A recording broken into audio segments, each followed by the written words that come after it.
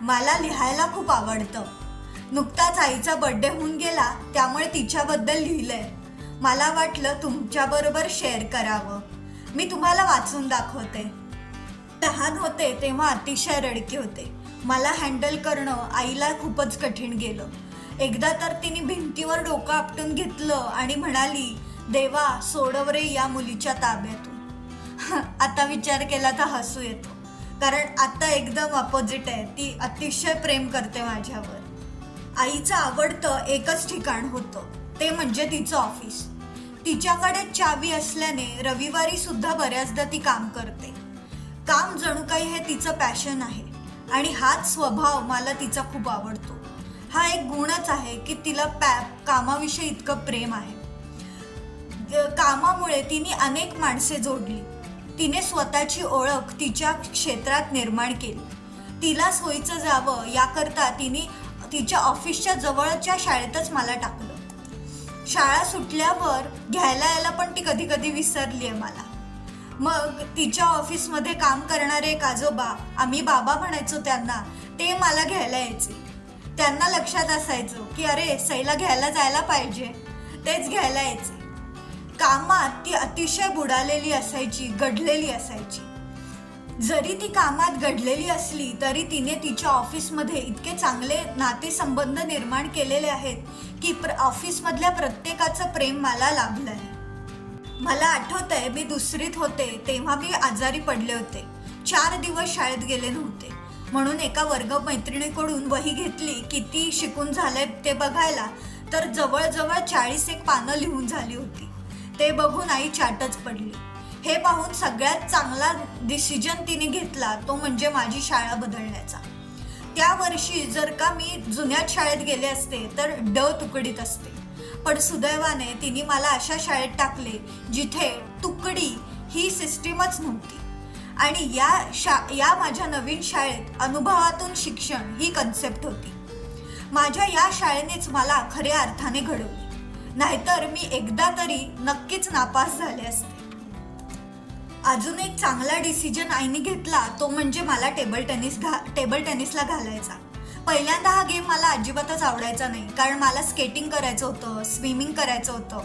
पण आईने काही ऐकलं नाही. आई स्वतः एक टेबल टेनिस प्लेअर होती. तिने स्वतः सुद्धा बरीच बक्षिसं मिळवली होती. तिने जर ते कंटिन्यू केलं असतं तर ती खरंच खूप पुढे गेली असती. कदाचित हीच सल तिला राहिली आणि तिने मला टेबल टेनिसला घातली. नंतर मात्र टेबल टेनिसच्या मी प्रेमातच पडले. टेबल टेनिस नंतर ही एक धमकी बनली, जर नीट अभ्यास केला नाही तर तुझं टेबल टेनिस बंद करू, अशी धमकी मला मिळायला लागली. मग काय, झक मारत मी नीट अभ्यास करायला लागले. लहानपणी आईची इमेज माझ्या मनात एक विलन सारखीच होती. तसा तेव्हा तिचा स्वभावही स्ट्रिक्ट होता म्हणा. मी तिला थोडी घाबरूनच असायचे. आईला माझ्या बाबतीत कधीच चिंता नव्हती, कारण तिने जणू काही मला आजी आणि दादांकडेच सोपवून दिले होते. आजी दादांनी पण मला अतिशय प्रेमाने पण योग्य त्या संस्कारात वाढवले. आज मी जी काही आहे त्यात त्यांचा खूप मोठा वाटा आहे. तशी मी लहानपणापासूनच नाजूकणार आणि कापसाचा मार, त्यामुळे डॉक्टर अगदी माझं लहानपणापासूनच. जवळजवळ सर्व पॅथी मी ट्राय केले आहेत. 7वीत असताना जसं जसं माझं आजारपण वाढत गेलं तसं आईचा स्वभाव हळूहळू मावळत गेला. आजी गेल्यावर तर जणू काही एका रात्रीत तिच्यात खूप मोठा बदल दिसू लागला. कसं कुणास ठाऊक, पण तिने आजीची जागा भरायचा पूर्ण प्रयत्न केला. माझी आजी माझा इतका विचार करत होती की जाताना पण तिने मला एक नवीन नातं देऊन गेली. खऱ्या अर्थानं माझं आणि आईचं नातं जे आत्ता आहे ते फक्त आणि फक्त आजीमुळेच. आता विचार केला की जाणवतं की आई आणि आजी किती सारख्या आहेत, त्यांच्यात खूप साम्य आहे. आता या क्षणी आईशी अगदी मी कोणत्याही विषयावर तासनतास बोलू शकते, जसं आजीशी बोलायचे. मला अजूनही तो दिवस आठवतो जेव्हा डॉक्टरांनी मला डायलिसिस करावे लागेल हे सांगितलं होतं. तेव्हा आम्हाला सगळ्यांनाच एक धक्का बसला होता. त्यावेळी मी आणि आई खूप रडलो, पण ते शेवटचं. नंतर कधी आम्ही माझ्या आजारपणामुळे रडलो नाही. आम्ही तसं मनाशी ठरवलंच होतं, आता रडायचं नाही. आई बाबा दोघेही माझ्या बरोबरीने सर्व कठीण गोष्टींना सामोरे गेले.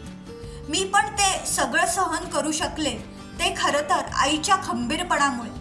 तिच्यात मला नेहमीच एक मोटिवेशनल आणि तू हे करू शकतेस, तुला हे जमणार आहे, हा विश्वास नेहमीच दिसला. कठीण प्रसंगात माझ्या बाबतीत बाबा सुद्धा कधी कधी घाबरतो, हळवा होतो, पण अशा वेळी आई एकदम शांतपणे, एकदम ठामपणे निर्णय घेते. तिच्यात एक छान लीडरशिप क्वालिटी आहे आणि आता पूर्णपणे विश्वास आहे की माझ्यासाठी माझे आई बाबा काहीही करू शकतात. मी बघितलंय, ऐकलंय की कुटुंबातील लोक, आई वडील, नातेवाईक किडनी द्यायला तयार नसतात. माझ्याकडे उलट होतं. माझे आई वडील दोघंही तयार होते. बाबाने आधी सर्व टेस्ट केल्या आणि आम्ही दोघे ॲडमिटही झालो. ब्लड ग्रुप 1 असल्याने काहीच प्रॉब्लेम येणार नव्हता, पण आयत्या वेळेस एक टेस्ट होती, ती आमची निगेटिव्ह आल्याने आमच्या दोघांचं ऑपरेशन कॅन्सल झालं. आईला BP असल्याने खरं तर आमच्या दोघींचं ऑपरेशन हे अवघड होतं, पण ती O पॉझिटिव्ह असल्याने तिने सर्व टेस्ट केल्या. तिने तिच्या तब्येतीत बदल करायचा ठरवला. योग्य तो आहार, औषधं, व्यायाम असं करून ती किडनी द्यायला मला सज्ज झाली. शेवटी आमचे ऑपरेशन सक्सेसफुल झाले.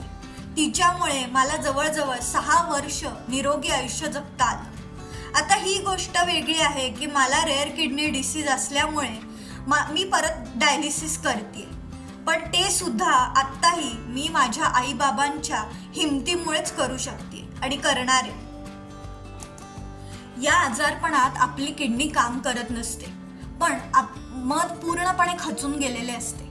आपल्या आयुष्याला काही अर्थच उरत नाही, पण अशा वेळेस आपले कुटुंबीय आपल्याला आधार देतात. त्यांच्याच सपोर्टमुळे आपण परत आपल्या पायावर उभं राहतो. माझ्या बाबतीत अगदी तसंच झालं.